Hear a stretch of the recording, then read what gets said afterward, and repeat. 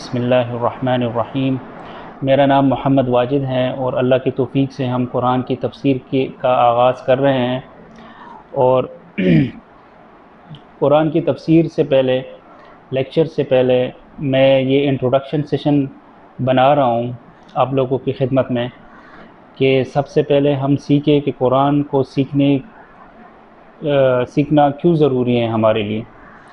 تو سب سے پہلے ہم اسلام، جو ہمارا ریلیجن ہے، اس کے کچھ پرنسپلز اور اس کے کچھ فرائض جو امپورٹنٹ پرنسپلز اور پلرز ہیں، جس کو ستون کہا جاتا ہے اسلام کا، اس کے اوپر نظر ماریں گے ایک بار۔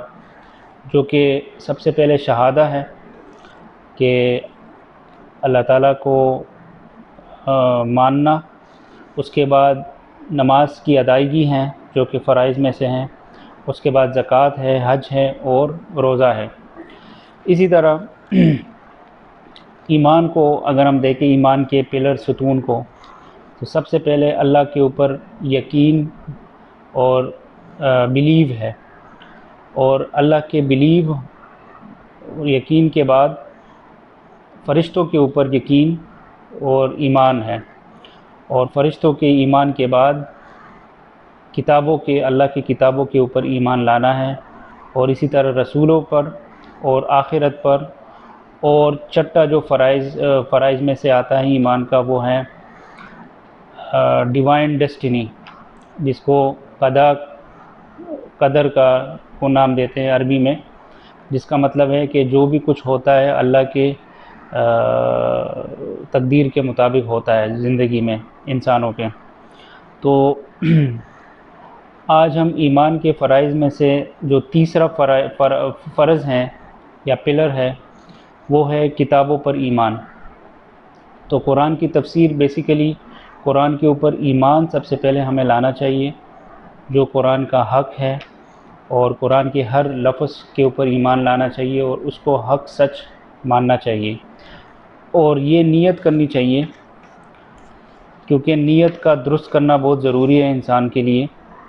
اگر نیت درست نہیں ہے تو پھر ایمان صحیح نہیں ہے۔ تو اس لیے ایمان کو درست کرنا بہت ضروری ہے۔ سب سے پہلے توحید ہے، جو کہ ہمیں قرآن کس چیز کا درس دیتا ہے، وہ توحید کا درس دیتا ہے۔ اس کا مطلب ہے، توحید کا مطلب ہے کہ اللہ تعالیٰ کے اوپر ایمان لانا، اللہ کے اوپر ایمان لانا، اور بلیو ان اللہ۔ اور توحید کے بیسیکلی 3 اقسام ہیں۔ سب سے پہلے جو ہے توحید اور ربوبیہ ہے، جس میں ایک اللہ تعالیٰ کو ماننا ہوتا ہے۔ ربوبیہ کا مطلب ہے ایک ہی اللہ تعالیٰ کے اوپر ایمان لانا۔ اللہ تعالیٰ کی ذات ایک ہی ہے اور اس کے ساتھ کوئی شریک نہیں ہے۔ اور اس کے بعد اسماء و صفات ہیں اللہ تعالیٰ کے، جو توحید کی دوسری شاخ ہیں۔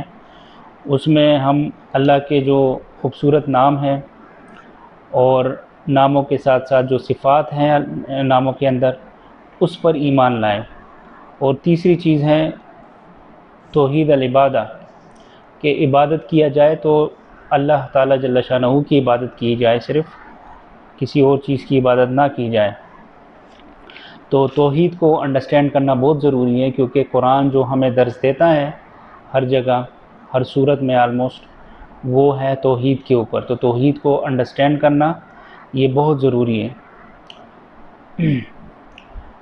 اچھا، ابھی قرآن کے اوپر ایمان لانا ایک فرائض ہے ایمان کا، کہ بلیو ان قرآن، یہ ایک فرض ہے قرآن، کہ ہم قرآن پاک پر اور اللہ تعالیٰ کی ساری کتابوں پر ایمان لائے۔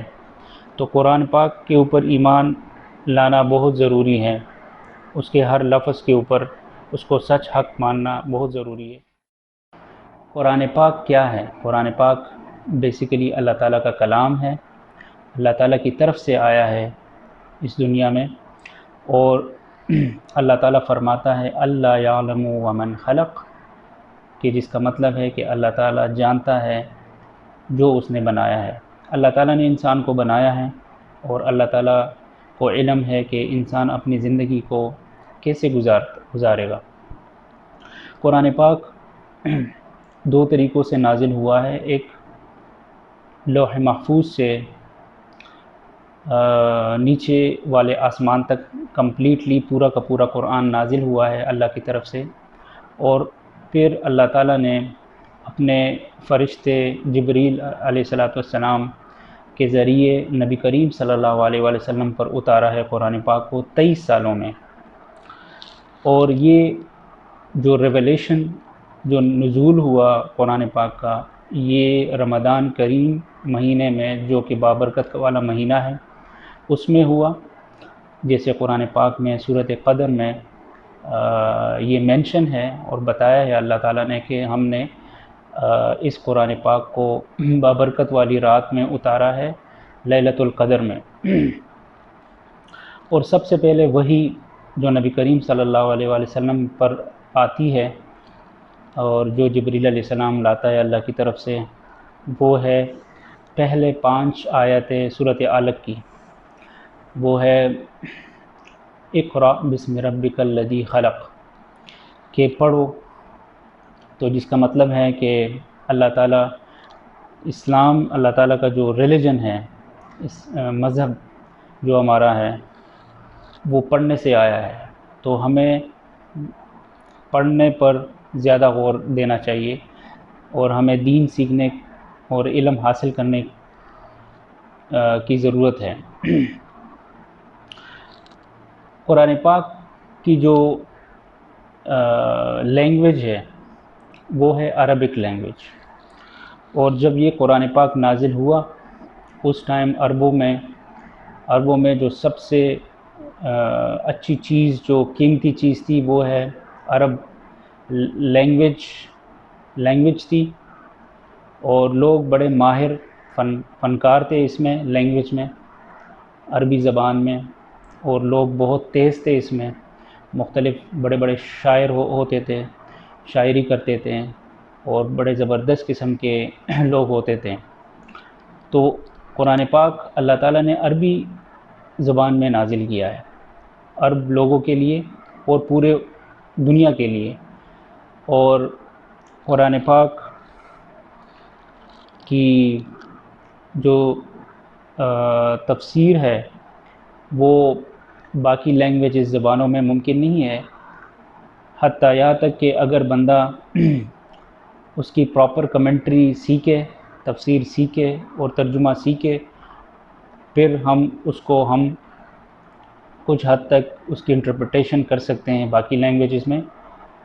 اور اسی لیے جو ہمارے سورۃ فاتحہ یا باقی سبق ہے قرآن پاک کا، اس کو عربی میں ہی پڑھنا چاہیے، کیونکہ باقی کوئی لینگویج یا زبان اس کا حق ادا نہیں کر سکتا ہے۔ قرآن پاک کو سیکھنا بیسیکلی، اگر قرآن پاک کو بندہ سیکھتا ہے تو انسان اسلام کو اور ایمان کو دونوں کو سیکھتا ہے۔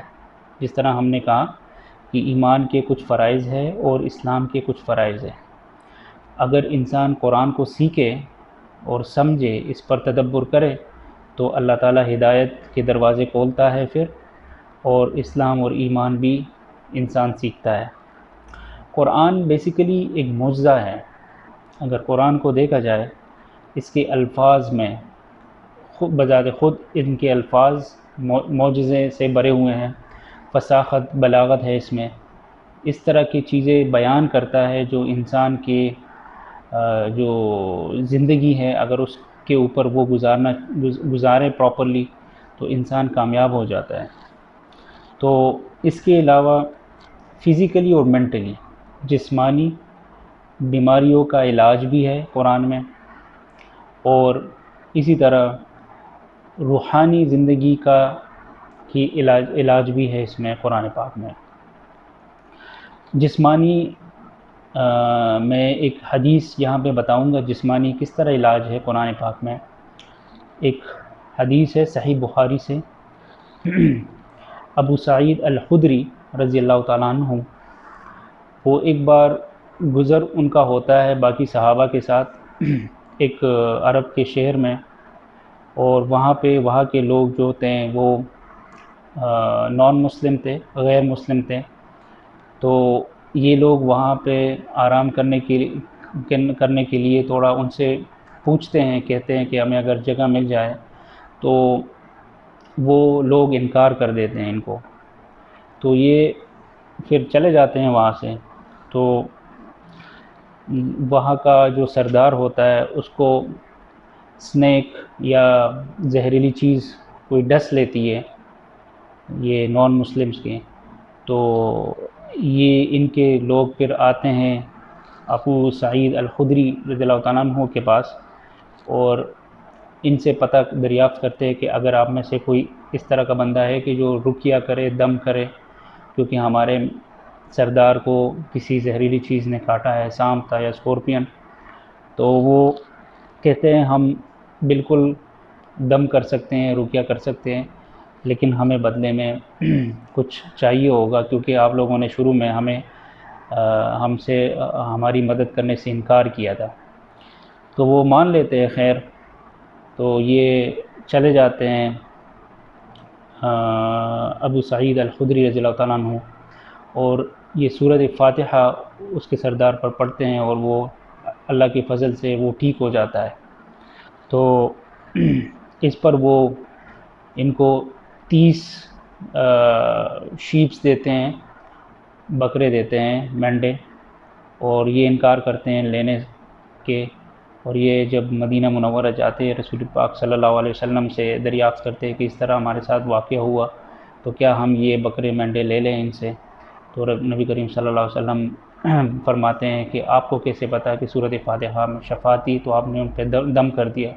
یہ تو واقعی جسمانی شفا اس میں ہے سورۃ فاتحہ میں، اور اگر یہ پڑھا جائے کسی بیمار یا کسی بھی اسی طرح چیز پر تو اللہ تعالیٰ شفا دیتا ہے اس میں. تو نبی کریم صلی اللہ علیہ وسلم نے اجازت دی کہ آپ یہ مینڈے لے لیں ان سے، بکرے لے لیں ان سے، اور میرا حصہ بھی دے دیں. تو خیر، بات یہ ہے کہ قرآن پاک فزیکلی جسمانی طور پر بھی علاج ہے، شفا ہے اس میں، اور روحانی طور پر بھی. جس طرح انسان کھاتا پیتا ہے اور زندہ رہتا ہے کھانے پینے سے، اسی طرح روحانی بھی ہمیں کھانے کی ضرورت ہے. اور روحانی غذا کیا ہے؟ وہ ہے علم، اور وہ علم ہے قرآن کا علم جو ہم نے یہاں پہ ابھی سٹارٹ کیا ہوا ہے. تو یہ علم سیکھنا بہت ضروری ہے انسان کے لیے. قرآن کے اندر 114 صورتیں ہیں، الحمدللہ رب العالمین سے لے کے سورۃ الناس تک، سورۃ فاتحہ سے لے کے سورۃ الناس تک. شکریہ دوستو، انشاءاللہ ملتے ہیں نیکسٹ ایپیسوڈ میں. جزاک اللہ خیر.